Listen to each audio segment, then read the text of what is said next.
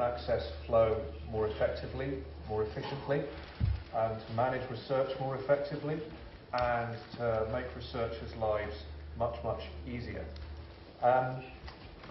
We've all heard a little bit in the last presentation and in other presentations about other identifiers such as DOIs, digital object identifiers. But I'm going to start by just talking a little bit about why ORCID exists and how we operate, because I think it's good to have that background understanding.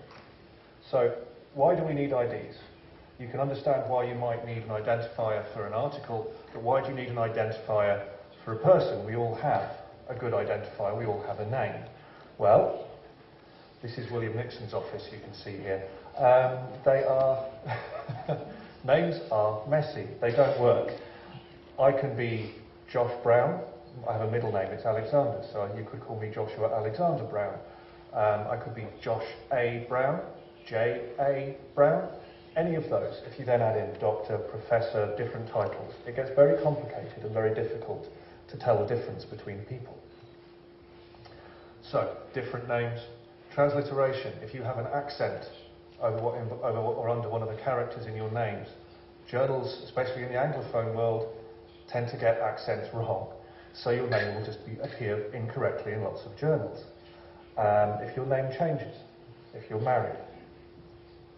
So also, even where we have an idea of who somebody is, their identity can be complicated.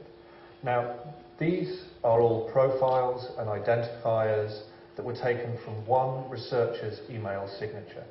So this one researcher was giving people links to 11 different systems where they could be found. So ORCID provides a persistent digital identifier that's unique to each researcher, and we embed those in any research workflow. It could be manuscript submission, it could be applying for funding, it could be peer review. That enables that person to be connected to their activities unambiguously and correctly. So the way we work is we provide a registry. It's a big database of identifiers with information attached to them. The registry is free. Anyone can go and get an identifier. It costs nothing. These unique identifiers are connected to various different kinds of metadata. We're supported by member fees, and our members decide what we should do. So we are very much community-led. Our data is open. Our software is open source.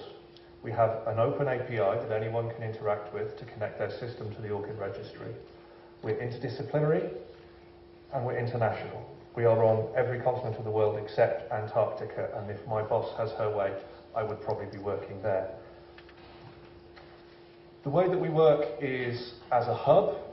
We connect other identifiers. Now, you can see that on this slide, there are lots of different systems that we connect with, repositories, associations, publisher systems. And you can see around the outside of it all the different identifiers that those systems use that can be connected to an ORCID ID.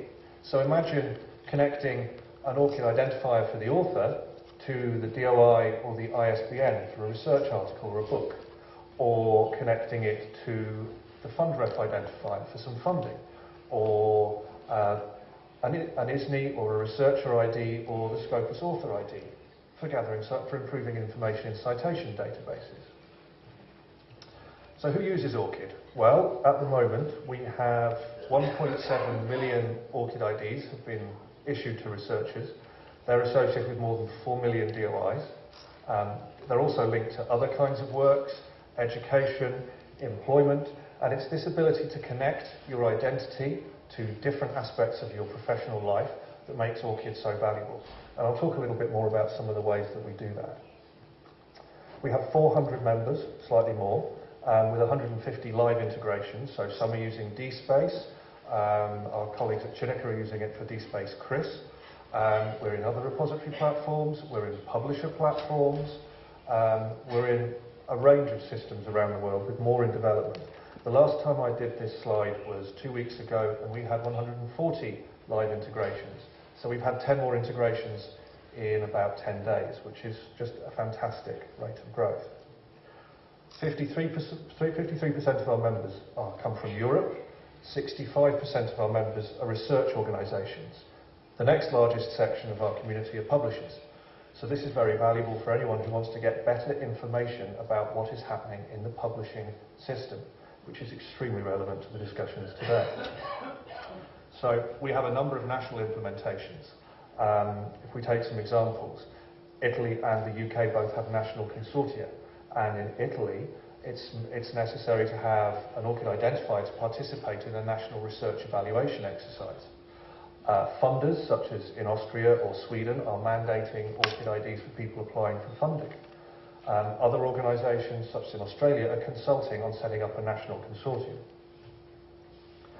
The reason publishers want to work with us is it enables them to get better information about the articles they publish into other systems, and it helps them to keep their records tidy. If you have someone who writes for you and someone who reviews for you, you can match those records together and actually track what that person is doing. So you can get more accurate attribution, and it means that you can provide information automatically to other systems. Scholarly societies, disciplinary groups, they're using ORCID again to deduplicate record and to understand their member activities, and as many of them also publish, it's valuable for them as well. So, to talk specifically about how identifiers can help open access. Open access is about the free flow of information. Identifiers are about making sure that that information is accurate and it's correct. So, there are lots of useful identifiers. We talked about DOI, coming from Crossref for articles or DataCite for data sets. There are Scopus or Researcher ID or ISNIs for people, Ringgold or Grid IDs for organisations. All of these are useful for open access workflows. And I'm going to give some examples of how those could be implemented and the benefits they could bring. So, here's a very simple one. An author submits an article to a publisher. The publisher collects the author's ORCID identifier during the submission process. When the article is accepted, that information is sent to the ORCID registry. From there, it could come to your repository. And in your repository, you could then email the author and say, can we have the final accepted manuscript for the repository? It happens on acceptance, so the author will still have it on their computer somewhere. If you do it when it's published, it might be a year later, they won't know where that file is anymore. You could also use this process for peer review as well, so you could start to understand who is reviewing for which journal. Another workflow that we've developed in partnership with other organisations is for automatic updating. Now this happens when an author submits an article to a publisher or a data set to a DataCite data centre, or funding finds its way to the Uber research database. When there is an ORCID identifier associated with that, those organisations who create the identifiers, Crossref or DataCite, will search for that identifier. When they find it, they push the information to the author's ORCID record. This means that on publication you could get the DOI for the article and the ORCID IDs for the authors, and if we have information about rights, about funding, embedded in that metadata, you can have all of that at the moment of publication. It's very fast, it's automatic, and it just flows to any system that has an API connection to the ORCID registry. So the idea is that this means that information can be pushed from the registry to a CRIS system, to a repository, and the author does not have to type it all in, because that just adds errors, and it takes time, and researchers are too busy to do it. So this is actually launching this week. Crossref and DataCite are launching this, so this is something we're very excited about. We've been working on this for a long time. Another piece of work that we're doing at the moment is project identifiers. A project is a group of things. It's a grant, it's an organisation, it's people, and then there are publications.